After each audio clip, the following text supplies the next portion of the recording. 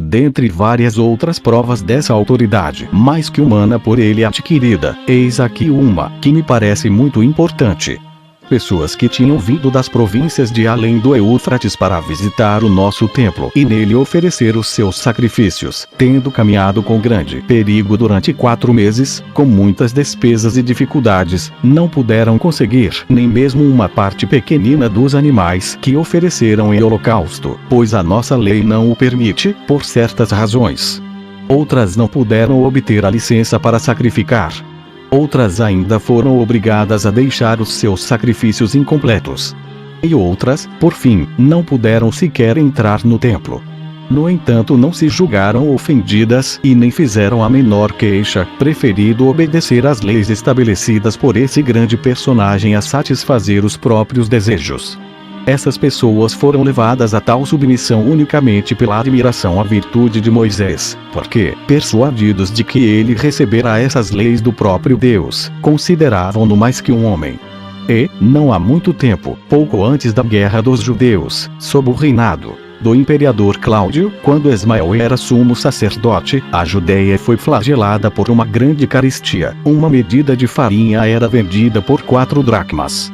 Levou-se, para a festa dos Asmos, 70 medidas, que perfazem 31 medins sicilianos e 41 medins áticos, sem que nenhum dos sacerdotes, embora atormentados pela fome, ousasse tocar naquilo para comer, de tanto que temiam faltar à lei e atrair sobre si a cólera de Deus, que castiga tão severamente os pecados, mesmo os ocultos.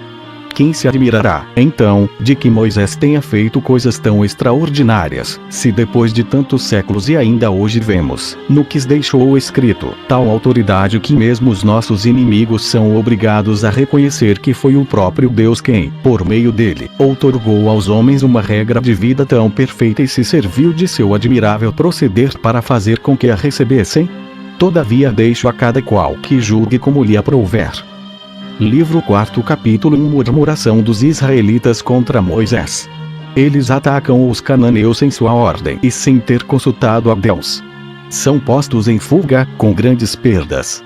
Recomeçam a murmurar. 151. Números 14.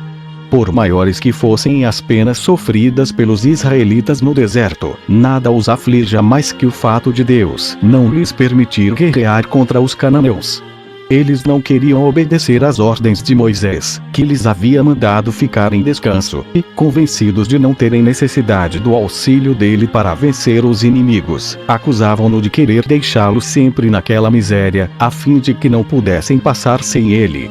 Assim, resolveram empreender essa guerra, na certeza de que não era em consideração a Moisés que Deus os favorecia, mas porque ele se havia declarado o protetor deles, como fora de seus antepassados, que ele, depois de os haver libertado da servidão, por causa da virtude deles, lhes daria a vitória se combatessem valentemente, que eram bastante fortes por si mesmos para vencer os inimigos, embora Moisés estivesse tentando impedir que Deus lhes fosse favorável, que lhe seria mais vantajoso governasse por seu próprio conselho que obedecer cegamente a Moisés, como a um tirano, depois de sacudido o jugo dos egípcios, que já havia muito tempo se deixavam enganar por seus artifícios, quando ele se vangloriava de ter colóquios com Deus e de ser por ele instruído em todas as coisas, como se ele, por uma graça particular, fosse o único a conhecer o futuro, ou se eles não pertencessem também à raça de Abraão, que a prudência os obrigava a desprezar o orgulho de um homem e a confiar somente em Deus para conquistar um país do qual ele lhes havia prometido a posse,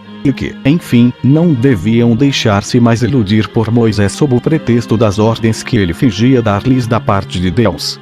Todas essas considerações, unidas à extrema necessidade em que se encontravam naqueles lugares desertos e estéreis, fê-los tomar essa deliberação, e marcharam contra os cananeus. E aquele povo, sem se admirar de vê-los aproximar-se tão audaciosamente e em tão grande número, recebeu-os com tanta violência que mataram muitos ali mesmo e puseram os outros em fuga, perseguindo-os até o acampamento.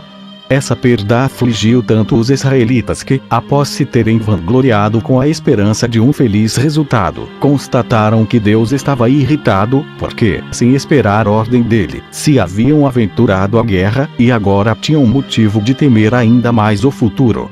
152. Moisés, vendo-os tão abatidos e temendo que os inimigos, orgulhosos pela vitória, a quisessem levar mais além, conduziu o exército para o deserto, depois que todos lhe prometeram obediência, que nada mais fariam sem o seu conselho e só atacariam os cananeus depois de receber ordens de Deus. Porém, como os grandes exércitos obedecem com dificuldade aos seus chefes, principalmente quando sofrem muito, os israelitas, cujo número era de 600.000 combatentes e que mesmo na prosperidade eram muito indóceis, oprimidos por tantas dificuldades, recomeçaram a murmurar contra Moisés e voltaram toda a sua cólera contra ele. Essa sedição progrediu tanto que não conhecemos outra semelhante, seja entre os gregos, seja mesmo entre os bárbaros, e teria causado a ruína inteira do povo se Moisés, sem considerar a ingratidão que demonstravam, querendo apedrejá-lo, não os tivesse livrado do perigo por um ato extraordinário de sua bondade. Eles estavam não somente ultrajando o seu legislador, mas ao próprio Deus, desprezando os mandamentos que ele lhes havia preparado. Vou dizer-lhes qual foi a causa dessa sedição e do proceder de Moisés, depois de a ter debelado. Capítulo 2. Corá e 250 dos principais israelitas de tal modo revolucionam o povo que eles tentam apedrejar Moisés e Arão. Moisés fala-lhes com tanta veemência que acalma a sedição. 153. Números 16. Corá, que era muito considerado entre os hebreus, tanto por sua descendência quanto por suas riquezas, e cujas palavras eram persuasivas a ponto de causar grandíssima impressão no espírito do povo, concebeu tanta inveja ao ver Moisés elevado a tal autoridade e preferido a ele, da mesma tribo e muito mais rico, que se queixou em voz alta a todos os levitas e particularmente aos parentes. Dizia ser coisa insuportável que Moisés, pela sua ambição, por seus artifícios e com o pretexto de comunicações com Deus, buscasse apenas a própria glória, em detrimento de todos os outros, e assim, contra toda razão e sem ter em conta os votos do povo, tivesse escolhido Arão, seu irmão, para sumo sacerdote e, por usurpação tirânica, distribuído as outras honras a quem lhe aprouve conceder. Disse também que a injúria que lhes fazia era tanto maior e mais perigosa quanto secreta e sem aspecto de violência, e assim a liberdade deles se acharia oprimida antes que o pudessem perceber, porque, enquanto os que se sabiam indignos de comandar eram elevados a tal honra, com o consentimento de todos, aqueles que, ao contrário, haviam perdido a esperança de lá chegar pelos caminhos da honestidade e da liceidade e não ousavam empregar a força, por medo de perder a reputação de probidade, usavam de todas as espécies de meios ilícitos para isso. Assim, a prudência os obrigava a castigar semelhantes atentados, antes que os culpados se julgassem descobertos e sem esperar que, tendo-se fortalecido, passassem por inimigos públicos e declarados. Pois qual razão, acrescentou ele, pode Moisés alegar, para conferir a dignidade de sumo sacerdote a Arão e aos filhos deste, preferidos a todos os outros? Se Deus havia desejado que a tribo de Levi fosse elevada a essa honra, ele, Corá, devia ter sido preferido a Arão, pois era da mesma tribo que este, porém mais rico e mais velho. Se, ao contrário, a antiguidade das tribos fosse considerada, a honra devia ter sido concedida a de Ruben e dada a Data, Abirão e Fala, que eram os mais velhos e mais ricos dessa tribo.